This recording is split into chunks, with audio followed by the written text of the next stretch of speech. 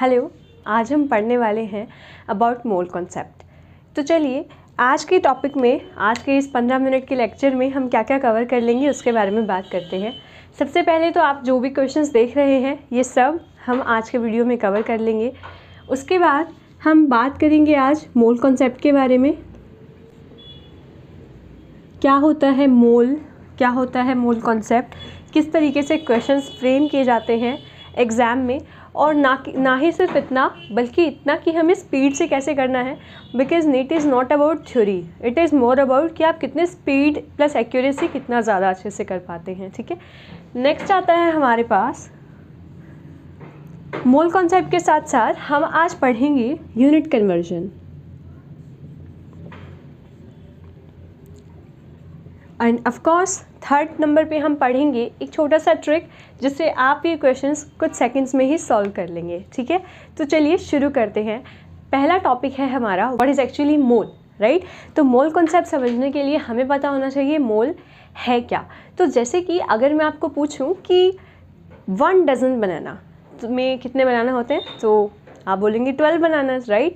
तो जिस तरीके से 1 डज़न में कितना होता है, 12 नंबर होता है ना, 12, राइट। सिमिलरली 1 मोल होता है हमारे पास इक्वल कितना, 6.022 इंटू 10⁻23 नंबर।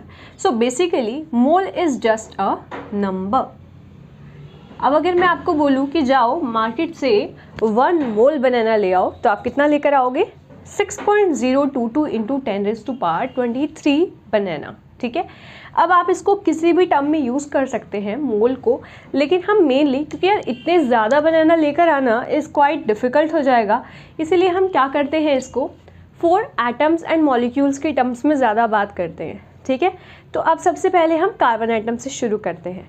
तो फर्स्ट क्वेश्चन हमारा बन सकता है कि मास ऑफ 1 कार्बन एटम क्या हो सकता है।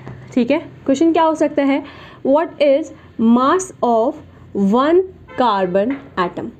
तो आपको पता है carbon atom 6 protons, 6 neutrons and 6 electrons से मिलकर बना है, राइट। लेकिन हमें ये भी पता है कि मास इलेक्ट्रॉन्स नहीं बताते, प्रोटॉन और न्यूट्रॉन बताते हैं। अब ऐसा क्यों है, जल्दी से थोड़ा सा जानते हैं। क्योंकि अगर हम मास ऑफ प्रोटॉन और न्यूट्रॉन का देखेंगे ना, तो ऑलमोस्ट इक्वल होता है 10⁻⁻24, राइट। लेकिन अगर हम मास ऑफ इलेक्ट्रॉन देखेंगे तो वो 10⁻⁻27 होता है। तो आपको शायद 24 और 27 में ज़्यादा फ़र्क तो नहीं लगेगा, लेकिन अगर आप देखा जाए तो बेसिकली मास ऑफ इलेक्ट्रॉन जो होता है वो 1/1837, मतलब ऑलमोस्ट 1000 का फ़र्क हो जाता है किससे, मास ऑफ प्रोटॉन से। इसी वजह से हम कंसीडर ही नहीं करते कि इतना छोटा मास ऑफ इलेक्ट्रॉन होता है, इसलिए हम उसको कंसीडर ही नहीं करते। ठीक है, अब बात क्या आती है, तो मतलब मास बताने के लिए प्रोटॉन प्लस न्यूट्रॉन, मतलब न्यूक्लियस में जो भी हमारे एलिमेंट्स होते हैं, इसका रीज़न ये भी होता है कि इलेक्ट्रॉन्स जो होते हैं उनको तो हम बाहर से चेंज कर सकते हैं, निकाल सकते हैं, पर प्रोटॉन न्यूट्रॉन्स को हम बहुत हाई एनर्जी देनी पड़ती है, और पहले सारे इलेक्ट्रॉन निकलेंगे उसके बाद मतलब प्रोटॉन न्यूट्रॉन की बारी आती है। इसी वजह से हमें क्या होता है कि मास हमारा यही डिसाइड करते हैं।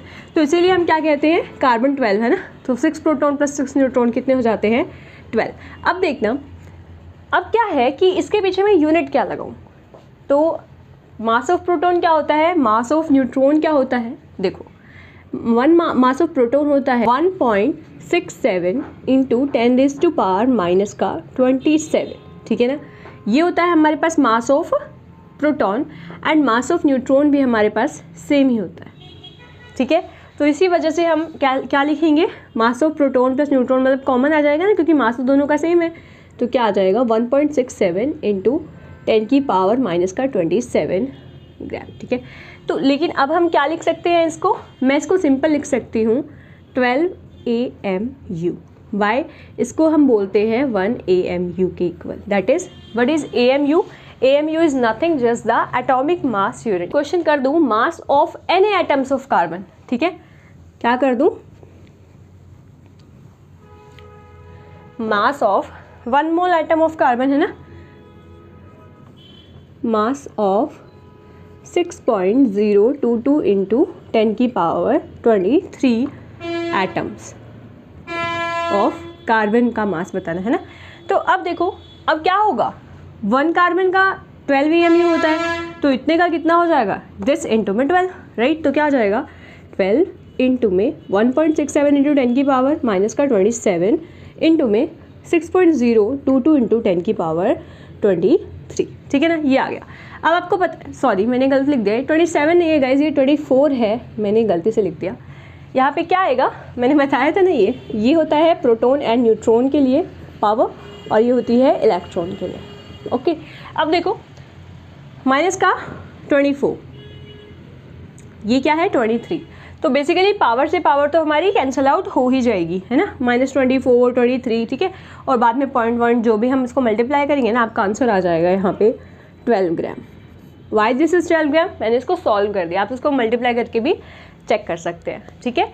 चलिए अब आता है हमारे पास कि 12 ग्राम तो आ गया, लेकिन ये आया 1 मोल एटम का मास, राइट। अब एग्ज़ाम में हमसे क्वेश्चन करे जाएंगे इसी तरीके के। तो प्यारे प्यारे बच्चों, अब हम ये सारे क्वेश्चंस करने वाले हैं जो थोड़े से आपको डिफ़िकल्ट लग सकते हैं या टाइम कंज्यूमिंग लग सकते हैं, पर आई एश्योर यू कि आप ये ऐसे कर देंगे। चलिए स्टार्ट करते हैं। मैंने आपके लिए एक छोटा सा डायग्राम बनाया है। इसमें क्या है, हमने ऊपर लिखा है मोल, यहाँ पर लिखा है mass in grams, number of molecules, volume in litre at STP और एनटीपी, ठीक है। अब मुझे क्या करना है, फ्लो है भाई, फ्लो है, नीचे जाना है या ऊपर जाना है, ठीक है, ऊपर जाना है या फिर नीचे जाना है। अगेन क्या है, या तो हमें ऊपर जाना होगा या तो हमें नीचे जाना होगा, राइट। तो क्या है, नीचे जाते टाइम हमें मल्टीप्लाई करना है और ऊपर जाते टाइम हमें डिवाइड करना है। ऊपर जाते टाइम डिवाइड, ऊपर जाते टाइम डिवाइड और नीचे आते टाइम मल्टीप्लाई मल्टीप्लाई, ठीक है। देखो इसमें मुझे किसे करना है, ग्राम एटॉमिक मास या फिर ग्राम मॉलिक्यूलर मास से। इसमें भी ग्राम एटॉमिक मास या फिर ग्राम मॉलिक्यूलर मास से, ठीक है। जो हमने वहाँ पे कार्बन एटम का 12 ग्राम निकाल दिया था, 1 मोल ऑफ कार्बन एटम का मास है ना 12 ग्राम, इसी को हम क्या कहते हैं, इसी को आप मोलर मास भी बोलते हैं और ग्राम एटॉमिक मास भी बोल सकते हैं। तो बेसिकली क्योंकि हमने एटम का निकाला है इसलिए आप इसको ग्राम एटॉमिक बोल रहे हैं, लेकिन अगर आपने मॉलिक्यूल का निकाला होता तो उसको हम ग्राम मॉलिक्यूलर मास बोल रहे होते, ठीक है। बेसिकली ये सब टर्म्स जो हैं फ्रीक्वेंटली एक की जगह एक ही यूज़ करी जाती हैं, ठीक है।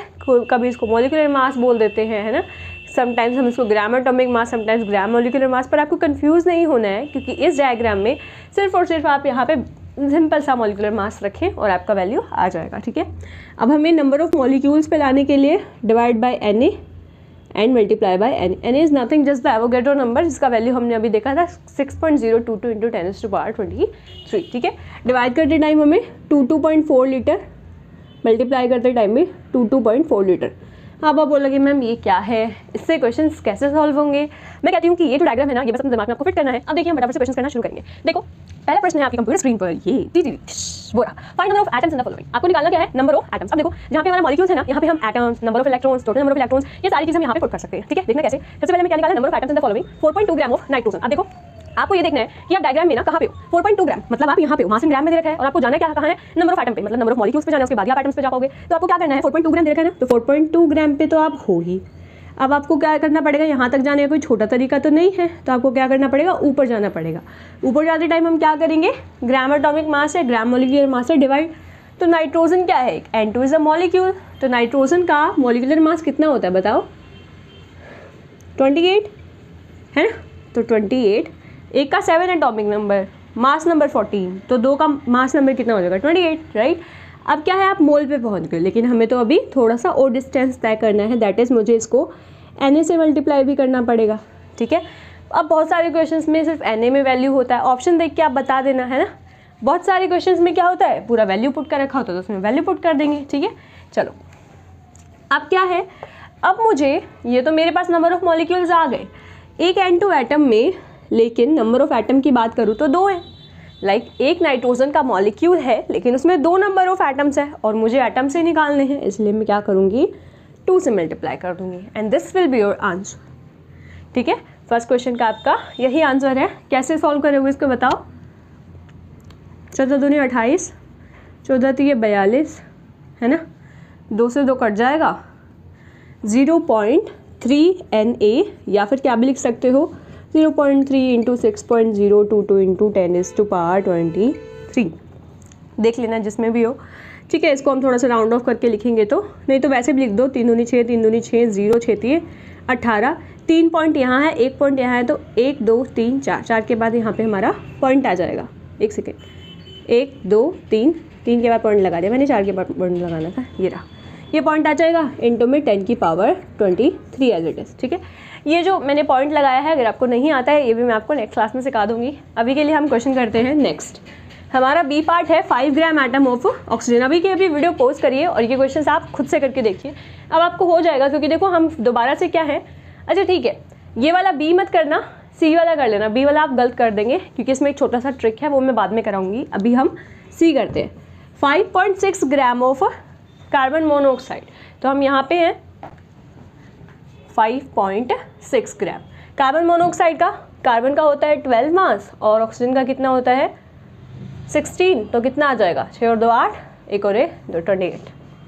ठीक है, इनटू में Na तो करना ही है, ठीक है, इनटू में मॉलिक्यूल एटम निकालने हैं ना, तो कार्बन, एक एटम कार्बन है, एक एटम ऑक्सीजन है, तो नंबर ऑफ एटम कितने हो जाएंगे 2। ठीक है, तो कितना हो जाएगा 28 दूनी 56, तो 0.2 into 2 0.4 Na, this will be your answer. ठीक है, डी का देखो 12.4 litre of H2 at STP, तो STP हो या NTP हो, वॉल्यूम में लीटर हमें लेना है और हमने कितना दे रखा है, हम लीटर पे 12.4 लीटर पे, तो 12.4 लीटर पे है और मुझे दोबारा से यहीं पे जाना है, तो डिवाइड करूँगी किसको, इसको, ऊपर जाते टाइम डिवाइड होता है ना, तो 2.4 लीटर से पहले मैं इसको डिवाइड कर दूँगी।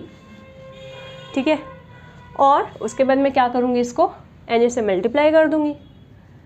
ऑल्सो ये तो हाइड्रोजन का पूछा है, इसमें भी नंबर ऑफ एटम कितने होते हैं, 2 होते हैं, तो यही आपका आंसर आ जाएगा फाइनल। ठीक है, तो कैलकुलेशन जो पार्ट है उसमें आप थोड़ा बहुत राउंड ऑफ करके यूज़ कर सकते हो ऑप्शंस के अकॉर्डिंगली। लाइक ऑप्शंस अगर हैं थोड़े डिस्टेंस पे, लाइक 100 200 500 इस तरीके से, तो आप आराम से कर सकते हो, लेकिन अगर ऑप्शंस है 3.95 3.984 इस तरीके से करके, तो आपको एग्जैक्टली ऐसा ही निकालना पड़ेगा। ठीक है, पर हम डरते नहीं हैं, हम निकाल लेंगे। ठीक है, और बेसिकली ना यार, जैसे आई थिंक यहाँ पे ना 22.4 था, मतलब सिंपल देते हैं जो आप कर भी पाओ, सॉल्व ईजिली कर पाओ। ठीक है, नहीं भी कर पाओगे तो भी क्या, 2 से इसको काट दो, फिर ये ऑलमोस्ट कट जाएगा, आंसर हमारा Na के अराउंड आ जाएगा। Na में भी कुछ छोटा मोटा हल्का बहुत फ़र्क आएगा, तो फिर उसके अकॉर्डिंग आप कर सकते हो। ठीक है, अब एक जो लास्ट मुझे बताना था, ये क्या है, ये ना 5 ग्राम में दे रखा, ये क्या दे रखा है 5 ग्राम एटम। ठीक है, ये क्या होता है ना, ये तो नहीं पता हमें कि ग्राम एटम क्या होता है, हमें तो पता ही हुई ग्राम दे रखा है तो हम यहाँ पे हैं। ठीक है, एटम दे रखा है तो हम यहाँ पे हैं, पर ग्राम एटम दे रखा है तब हम कहाँ पे हैं, तो gram atom is nothing just the mole. ये सिर्फ आपको याद रखना है क्या, कि ग्राम एटम का मतलब होता है मोल, कि आप मोल पे हो। ठीक है, बस इतना ही था।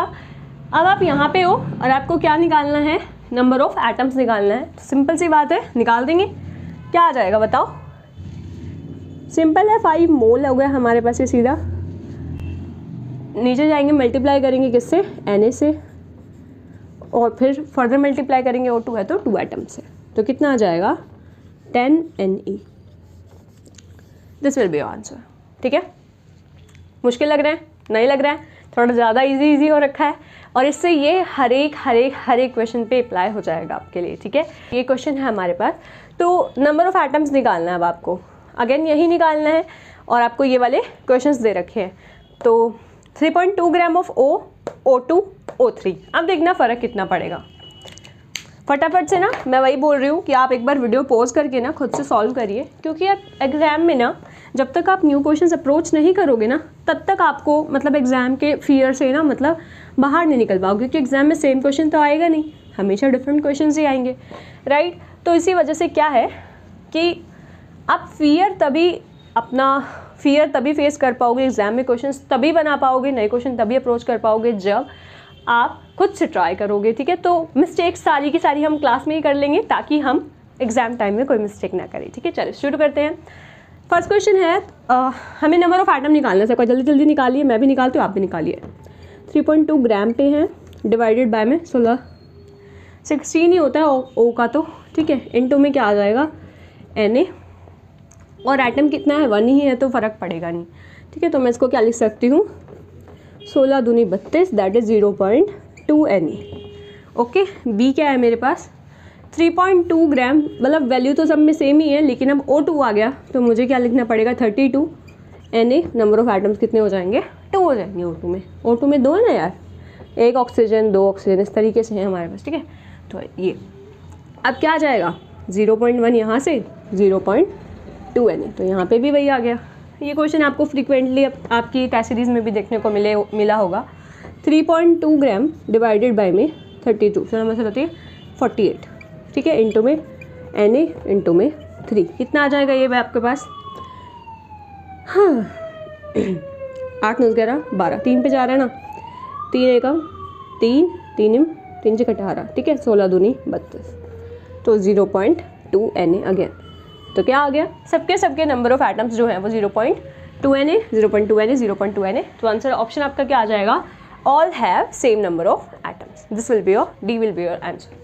बहुत टफ था ना, है ना, डर गए भाई हम तो मोल कॉन्सेप्ट से डर गए। बिल्कुल नहीं डरना है गाइस, क्योंकि डरने वाली कोई चीज़ है ही नहीं। अब देखो एक लास्ट हम छोटी सी चीज़ और सीखते हैं जिससे हम थोड़ा सा डर जाते हैं। मान लो आपको बोल दिया calculate the number of valence electron in this gram of nitride ion. तो सबसे पहले बात तो आपको पता होना चाहिए नाइट्राइड एजाइड ये सब क्या होते हैं, ठीक है। तो नाइट्राइड होता है आपके पास एक ही नाइट्राइड होता है, मतलब N एक ही हो पर ऊपर 3 नेगेटिव, नाइट्राइड है। और एजाइड होता है, नेक्स्ट क्वेश्चन में पूछा गया है 3 N लगे होंगे इसमें और एक नेगेटिव होगा, तो हैं दोनों प्रोनाउंस करोगे तो N3 नेगेटिव भी बोला जाएगा, बट एजाइड में 3 नाइट्रोजन होते हैं, ऐसे आप याद रख सकते हो। नाइट्राइड में एक ही नाइट्रोजन होता है। तो सबसे पहली बात है आपको नंबर ऑफ वैलेंस इलेक्ट्रॉन निकालने हैं। मैंने आपको बताया था मॉलिक्यूल हो, एटम्स हो, या फिर नंबर ऑफ वैलेंस इलेक्ट्रॉन्स हो, या फिर टोटल नंबर ऑफ इलेक्ट्रॉन्स हो, वो सबके सब आप इधर से ही निकालोगे, फर्दर मल्टीप्लाई कर देंगे। बट हम मानते क्या है, सिर्फ मॉलिक्यूल मानते हैं यहाँ पे, क्योंकि हमें मॉलिक्यूल से फर्दर पे कन्वर्ट करना पड़ता है कि किस में कन्वर्ट करेंगे, ठीक है। चलो अब पहला प्रश्न है 4.2 ग्राम ऑफ नाइट्राइड आयन। तो सबसे पहली बात तो 4.2 ग्राम हम यहाँ पे तो हैं। अब मेरे पास ये है कि भाई अब मैं इसका ग्राम मॉलिक्यूलर मास या ग्राम एटॉमिक मास कैसे निकालूँ। नाइट्राइड की बात हो रही है तो एक नाइट्रोजन की बात करते हैं, तो कितने होते हैं उसके ऊपर मास नंबर बताएंगे पहले हम इसका। मास नंबर तो क्या होगा, प्रोटॉन प्लस न्यूट्रॉन, इलेक्ट्रॉन का तो कोई रोल ही नहीं होता, ठीक है। तो मास नंबर तो नाइट्रोजन का ही कंसीडर करा जाएगा, दैट इज़ 14, ठीक है। अब हमें इंटू करना है, Na करना है, ठीक है, वो भी मॉलिक्यूल पे आ चुके हैं, लेकिन मॉलिक्यूल हमें बताने नहीं है, मतलब अब जैसे इसमें मॉलिक्यूल भी नहीं है, ये तो सिंपल एटम है, तो आप सिंपल एटम पे ही पहुँचे हो, ठीक है। अब मुझे बताने क्या है, वैलेंस इलेक्ट्रॉन, तो वैलेंस इलेक्ट्रॉन से मल्टीप्लाई करना पड़ेगा। देखो नाइट्रोजन में कितने वैलेंस इलेक्ट्रॉन होते हैं, ये होता है ना 2 5 7 होता है ना इसका, मतलब 5 वैलेंस इलेक्ट्रॉन्स इसके अंदर है ऑलरेडी। प्लस में मैंने 3 और इलेक्ट्रॉन ऐड कराए, -3 का क्या मतलब होता है +3, तो वैलेंस इलेक्ट्रॉन पहले 5 थे, प्लस में मैंने 3 और ऐड कराए, तो कितने आ जाएंगे हमारे पास 8 वैलेंस इलेक्ट्रॉन्स। तो मुझे किससे मल्टीप्लाई करना होगा इसको, 8 से। तो ये हो जाएगा हमारा 14 3 42, 8 3 2.4 Na। ओके गाइज, ठीक है प्यारे बच्चों, समझ आ गया आपको। अब एजाइड आयन का देखते हैं। Total number of valence electron निकाल दें, मतलब total number of electron, valence भी नहीं निकालने इसमें, तो थोड़ा कंफ्यूजिंग हो जाता है हमें वैलेंस और टोटल नंबर में, पर कंफ्यूज होना नहीं, क्योंकि ऐसा कुछ कंफ्यूज होने जैसा है ही नहीं। देखो एक नाइट्रोजन, जैसे N3 नेगेटिव, 3 नाइट्रोजन की बात हो रही है, अगर मैं एक नाइट्रोजन में बात करती हूँ तो 7 इलेक्ट्रॉन्स होते हैं, टोटल इलेक्ट्रॉन्स की बात हो रही है, वैलेंस की बात नहीं हो रही। तो 3 नाइट्रोजन में कितने होंगे, 7 3 21 इलेक्ट्रॉन्स। लेकिन मुझे अब क्या बताना है, एक हमने इसमें ऐड भी करवा रखा है, तो कितना आ जाएगा 21 प्लस में 1 = 22 इलेक्ट्रॉन। अब कुछ बच्चे बोलेंगे कि मास में तो ये होता ही नहीं था। भाई मास तो हम निकाल भी नहीं रहे, हम तो क्या निकाल रहे हैं, total number of valence electron निकाल, मतलब टोटल नंबर ऑफ इलेक्ट्रॉन निकाले, वैलेंस नहीं निकाल रहे। अब क्वेश्चन पे आ जाते हैं। 2.8 ग्राम ऑफ एजाइड आयन, ये मैंने क्या निकाला है, number of total number of electrons, ठीक है ना। अब देखो कित पे है, 2.8 ग्राम एजाइड आयन यहाँ पे है, डिवाइड करेंगे gram atomic mass gram molecular mass से। एक का नाइट्रोजन का कितना होता है, एक का नाइट्रोजन का होता है 14 मोलर मास, तो 3 का हो जाएगा कितना 42, ठीक है 42, तो ये हो गया हमारे पास मोलर मास। अब इनटू में Na करेंगे, है ना, इनटू में Na नीचे जाते टाइम, और उसके बाद फर्दर करेंगे total number of valence electron से मल्टीप्लाई, दैट इज द 22। अब वैलेंस इलेक्ट्रॉन मतलब टोटल नंबर ऑफ इलेक्ट्रॉन निकालने हैं ना, या वैलेंस इलेक्ट्रॉन निकालने हैं ना, तो एटम में कन्वर्ट नहीं करोगे इसको, सिंपली आप एटम ही कंसीडर करके और सीधा सीधा आंसर ऐसे निकाल दोगे, और यहाँ पे आपका आंसर आ जाएगा ये दिस वन, ठीक है 0.2/3 Na इंटू 22 करके आंसर आएगा 4.4/3 Na, this will be your answer, ठीक है, क्लियर है। चलिए अब हम एक यूनिट कन्वर्जन की और छोटी सी बात कर लेते हैं। सारे क्वेश्चंस तो हम सॉल्व कर ही चुके हैं। अब यूनिट कन्वर्जन में ना बहुत बार आपको बहुत कंफ्यूज कर देते हैं वॉल्यूम का यूनिट कन्वर्जन। एनसीईआरटी में भी आपको ऐसे क्वेश्चंस गिवन हैं जिनको देख के आपका दिमाग भौरा जाएगा। मतलब यार ऐसे होता है कि यार कितना बड़ा कैलकुलेशन करें, कितना ही बड़ा कर ले। तो क्वेश्चन मैं आपको बता देती हूँ। सिंपल बोलेंगे, मान लो कि 1 मीटर क्यूब में बताओ कि लीटर कितने होते हैं, ठीक है। या फिर बोल देंगे कि 1 डेसीमीटर क्यूब में how much kilo litres are there, ठीक है। इस तरीके की क्वेश्चंस आपसे पुट कर लिए जाते हैं। तो आपको इसका आंसर कैसे करना देखना। एक छोटा सा यूनिट कन्वर्जन है और आप लोगों को वो मस्ट बहुत बार ना मतलब अपने मेन बैच पे मेन डेस्क पे लिख लीजिए। और मेन तो आज रात को सोते टाइम और सुबह उठने के बाद मतलब एक बार उसको रिकैप कर ले कि हमने क्या पढ़ा और आपको सच में याद हो जाएगा। देखो, सबसे पहले हम लिखेंगे मीटर क्यूब जो कि सबसे बड़ा है, उसके बाद डेसीमीटर क्यूब और उसके बाद सेंटीमीटर क्यूब, ठीक है। अब इसको आप बोलते हो किलो लीटर, इसको लीटर बोलते हो और इसको मिलीलीटर बोलते हो। अब सबसे सिंपल कैलकुलेशन अगर मैं देखूँ तो मुझे पता है बचपन से कि 1 लीटर में 1000 मिलीलीटर होते हैं। तो मुझे पता है कि मुझे इसको इसमें कन्वर्ट करना है तो इंटू 10 की पावर 3 करना पड़ेगा। सिमिलरली मुझे इसको इसमें कन्वर्ट करना है तो भी मुझे क्या करना पड़ेगा, किलो का मतलब होता है 10 की पावर 3, तो इसको भी मल्टीप्लाई करना पड़ेगा, ठीक है। और मुझे ये भी पता है मुझे उल्टा करना है मिलीलीटर से लीटर में, तो डिवाइड बाई 10 की पावर 3 करना पड़ेगा, ठीक है। और सेम इसमें। अब ये क्या है, लो ये यही है, ठीक है। 3 इक्विवेलेंट मतलब इसका मतलब ये सिंबल होता है ना, ये इक्वल टू होता है तो ये इक्विवेलेंट होता है कि भाई ये दोनों का मतलब सेम है, ठीक है। तो मतलब या तो आपको लीटर दे रखा हो या आपको डेसीमीटर क्यूब दे रखा हो, मतलब दोनों का सेम ही है। सिमिलरली सेंटीमीटर क्यूब दे रखा हो, मिलीलीटर दे रखा हो, सेम है। मीटर क्यूब और किलो लीटर सेम है। तो अब अगर मैं आपको बोलूँ कि 1 मीटर क्यूब में कितना लीटर होता है तो सिंपली आपको क्या करना है, यहीं से यहीं तो जाना है, वही है यार इंटू 10 की पावर 3 और ये भी क्या है इंटू 10 की पावर 3। किलो लीटर में लीटर होता है तो हमें पता ही है ना 10 की पावर 3 होता है। बस हमें अब इनका दूसरा नाम और पता चल गया, इसको मीटर क्यूब बोलते हैं, इसको लीटर बोलते हैं, इसको मिलीलीटर बोलते हैं। ख़त्म बात। सीधा बताओ 1 मीटर क्यूब में कितने लीटर होते हैं, 10 की पावर 3 लीटर, ठीक है। 1 डेसीमीटर क्यूब में कितने किलो लीटर होंगे, 1 डेसीमीटर क्यूब में कितने किलो लीटर होंगे, सिंपली 10 की पावर -3 किलो लीटर। नहीं ना समझे हो। जब पॉजिटिव इधर जाते टाइम हम पॉजिटिव लगाते हैं तो इधर जाते टाइम हम क्या लगाएंगे, 10 की पावर -3। इधर क्या लगाएंगे, 10 की पावर मतलब मल्टीप्लाई करो तो डिवाइड करो तो पॉजिटिव भी लगा सकते हो। अब ठीक है, अब क्वेश्चन अगर पूछ लिया जाए कि 1 मीटर क्यूब में how many centimetre cube are there, तो हम बहुत कंफ्यूज हो जाते हैं कि यार सेंटीमीटर क्यूब में हमें क्यूब करना पड़ेगा, ये करना पड़ेगा, वो करना। सुनो सिंपल सी बात है, मीटर से सेंटीमीटर जाना है, मीटर से डेसीमीटर 10 की पावर 3, डेसीमीटर से सेंटीमीटर 10 की पावर 3, तो ओवरऑल क्या आ जाएगा 10 की पावर 3 इंटू 10 की पावर 3। बेस सेम है, पावर ऐड हो जाएंगी 10 की पावर 6। तो सिंपली 1 मीटर क्यूब में होते हैं 10 की पावर 6 सेंटीमीटर क्यूब।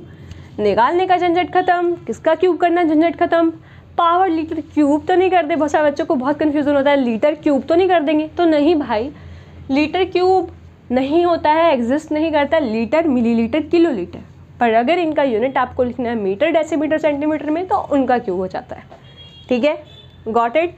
बहुत टफ नहीं था। इसका उल्टा पूछ लिया जाए कि 1 सेंटीमीटर क्यूब में कितना मीटर क्यूब होता है, तो simply 1 centimetre cube is equals to 10 की power -6 metre cube. Normal mathematics में जो हम यूज़ करते हैं, दैट्स इट, ठीक है। आई होप आपको आज का लेक्चर हेल्पफुल लगा हो and don't forget to like, subscribe and share. Bye.